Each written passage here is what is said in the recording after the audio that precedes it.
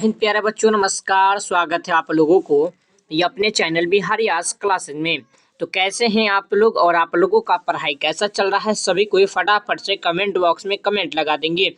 तो प्यारे बच्चों, आज के क्लास आप लोगों के लिए बहुत ही ज़्यादा इम्पोर्टेंट होने वाला है और इस क्लास को पूरा करेंगे क्योंकि हर एक क्वेश्चन आपको जो है ना एग्जाम में देखने को मिलने वाला है। तो प्यारे छात्र, इस क्वेश्चन को पूरा करेंगे, एक भी क्वेश्चन को मिस ना करेंगे क्योंकि यह क्वेश्चन अति महत्वपूर्ण होने वाला है। और सभी क्वेश्चन का जो है ना आप लोग चैट बॉक्स में अपना आंसर को लगाते हुए चलिएगा और आप यह भी हमें लास्ट में बताइएगा कि आपका कितना सही होता है और आपका कितना गलत होता है। तो प्यारे बच्चों, चलिए क्लास को स्टार्ट करते हैं। हर एक क्वेश्चन को कमेंट बॉक्स में जरूर कमेंट कीजिएगा, ठीक है ना? चलिए, तो आज के क्लास में हम लोग पढ़ने वाले हैं कुल 35 ऑब्जेक्टिव क्वेश्चन और ये पूरे 35 ऑब्जेक्टिव आपको एग्जाम में पूरा का पूरा रहने वाला है। तो प्यारे छात्र, चलिए क्लास को स्टार्ट करते हैं बिना किसी समय को गवाते हुए, क्योंकि समय बहुत कम है और पढ़ना बहुत ज़्यादा है जी।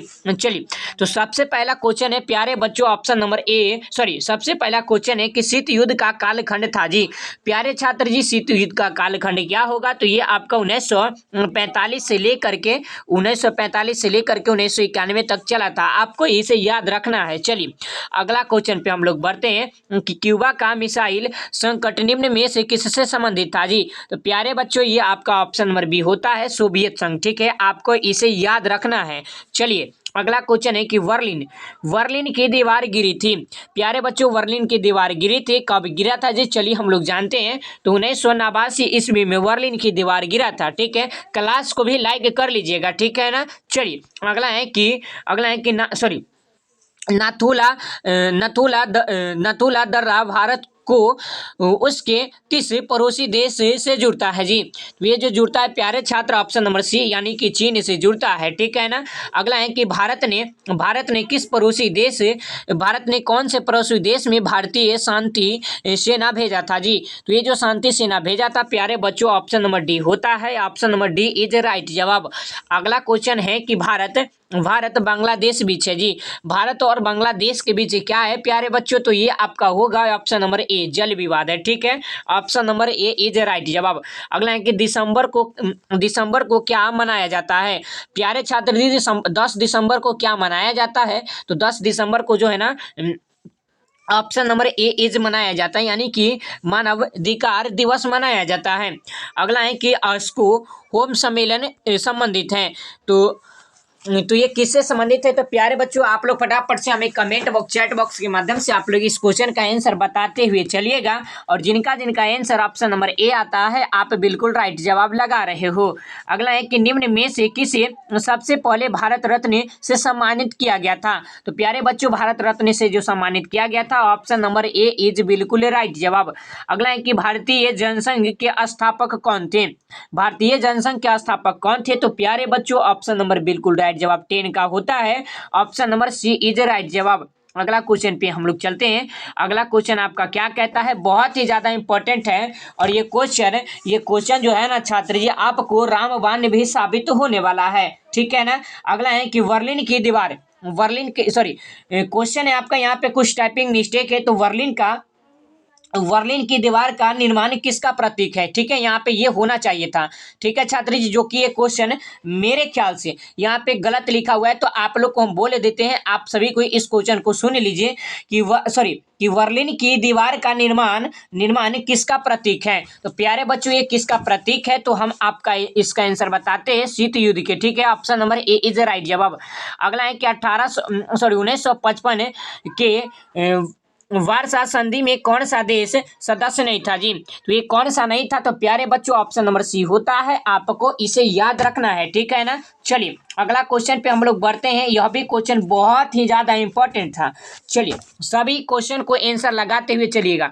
अगला है कि दूसरी दुनिया के देश में किस प्रकार के देश आते हैं? तो प्यारे बच्चों, ये किस प्रकार के देश आते हैं? तो ये जो आते हैं ना, ऑप्शन नंबर बिल्कुल राइट जवाब डी होगा। ठीक है, आपको इसे याद रखना है। अगला क्वेश्चन पे आप लोग बढ़िएगा। अगला है कि संघाई सहयोग संगठन में कितने देश शामिल हैं जी? तो ये जो देश शामिल है ना प्यारे बच्चों, ऑप्शन नंबर बिल्कुल राइट जवाब आपका होता है ऑप्शन नंबर डी। अगला क्वेश्चन पे हम लोग बढ़ते हैं कि निम्नलिखित में से कौन सा एक देश नाटो का सदस्य है जी? तो इनमें से एक देश नाटो का जो सदस्य होगा option number D is right जवाब प्यारे बच्चों, ठीक है। अगला क्वेश्चन पे हम लोग बढ़ते हैं कि संयुक्त राज्य अमेरिका में कुल कितने राज्य हैं? तो ये जो कुल कितने राज्य है प्यारे बच्चों, ऑप्शन नंबर बिल्कुल राइट जवाब बी होता है, ठीक है। आपको इसे याद रखना है। चलिए अगला क्वेश्चन है कि किस देश ने नाटो में अमेरिकी नेतृत्व का विरोध किया? तो ये जो विरोध किया था ना प्यारे बच्चों, ऑप्शन नंबर बी होगा फ्रांस, ठीक है। आपको इसे याद रखना है। अगला है कि बराक ओबामा किस देश के राष्ट्रपति थे जी? तो ये जो थे ना प्यारे बच्चों, ऑप्शन नंबर ए होगा अमेरिका के, आपको इसे याद रखना है। अगला है कि 11 सितंबर 2001 को निम्नलिखित में से कौन सी घटना घटी? तो ये जो घटना घटा ना मेरे भाई, ऑप्शन नंबर सी होगा, ठीक है। आपको इसे याद रखना है।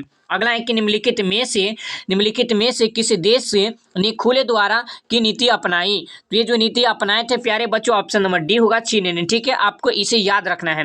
अगला है कि किस देश ने सुरक्षा परिषद में सर्वाधिक बार निषेधाधिकार का प्रस्ताव किया जी?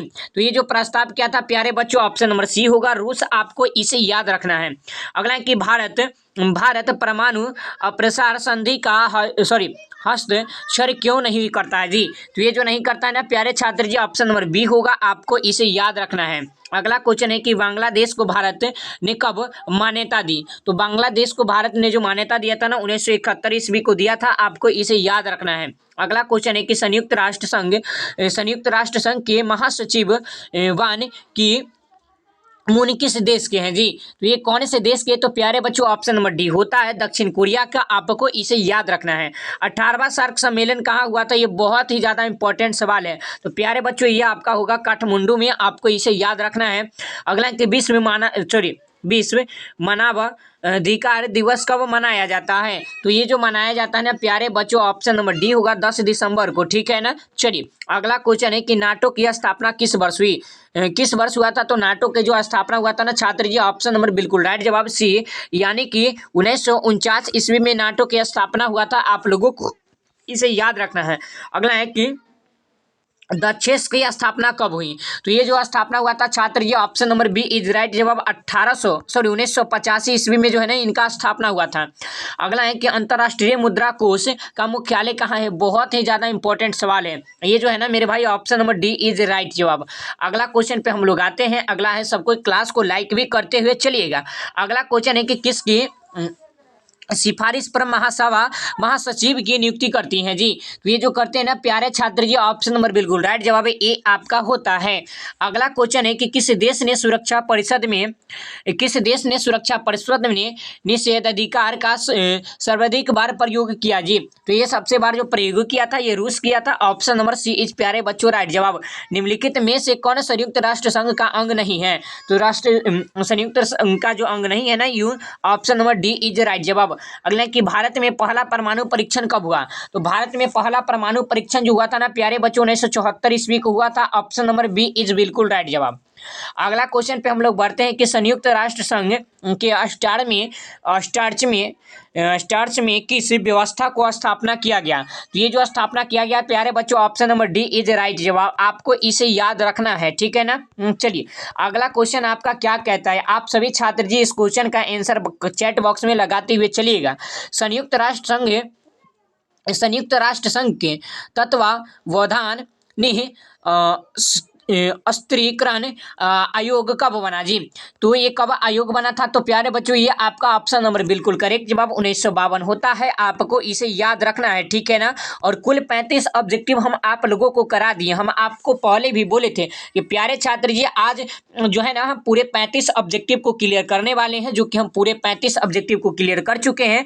और इसी तरह के हर रोज आप लोगों के साथ हम क्लास लेकर के आते रहते हैं, जिसका टाइमिंग है प्यारे बच्चों क्लास का आप लोग इसे याद रखिएगा, सुबह को 7 बजे और शाम को 4 बजे। तो प्यारे छात्र, सुबह को 7 बजे और शाम को 4 बजे हर रोज क्लास आपका चलता है। तो आप हर रोज क्लास करना बिल्कुल भी ना भूलें, क्योंकि ये क्लास आप लोगों के लिए बहुत ही ज़्यादा खास और बहुत ही ज़्यादा इंपॉर्टेंट होता है, ठीक है। जो कि 10 से 15 मिनट के क्लास आप लोगों को बहुत ज़्यादा चीज़ों जो है ना सिखा करके चले जाता है। तो आप लोग हर रोज क्लास को करना बिल्कुल भी ना भूलें, और इसी तरह के क्लास आप लोग के लिए हम हर रोज लेकर के आते रहते हैं अपना समय के अकॉर्डिंग, ठीक है। चलिए, और आपका पूरे 35 में से प्यारे बच्चों, आपका पूरा 35 में से कितना सही हुआ है, ठीक है, कितना सही हुआ है और कितना जो है ना गलत हुआ है, आप हमें कमेंट बॉक्स के माध्यम से कमेंट करके जरूर बताएंगे, ठीक है। और इस क्लास को आप कौन से जिले से देख रहे हैं यह भी आप हमें बताइएगा, ठीक है। और आपका कितना सही हुआ है, कितना गलत हुआ है, कमेंट में आप जरूर बताएंगे। और अगर चैनल पे नए हैं तो चैनल को सब्सक्राइब करके ऑल पे क्लिक कर लीजिए, जिससे आपका क्लास शुरू हो उससे पहले आपको नोटिफिकेशन जरूर मिल जाए, ठीक है छात्र जी। और मिलते हैं फिर किसी और नेक्स्ट वीडियो में, तब तक के लिए जय हिंद, वंदे मातरम। और हिंदी की बेस्ट तैयारी करना चाहते हैं तो यूट्यूब पे सर्च करें बिहारी साइंस क्लासेज, और जा करके वहाँ पे सब्सक्राइब करें और वहाँ पे जा करके ज्वाइन हो जाएं, ठीक है छात्र जी। मिलते हैं फिर किसी और नेक्स्ट वीडियो में, तब तक के लिए जय हिंद, वंदे मातरम।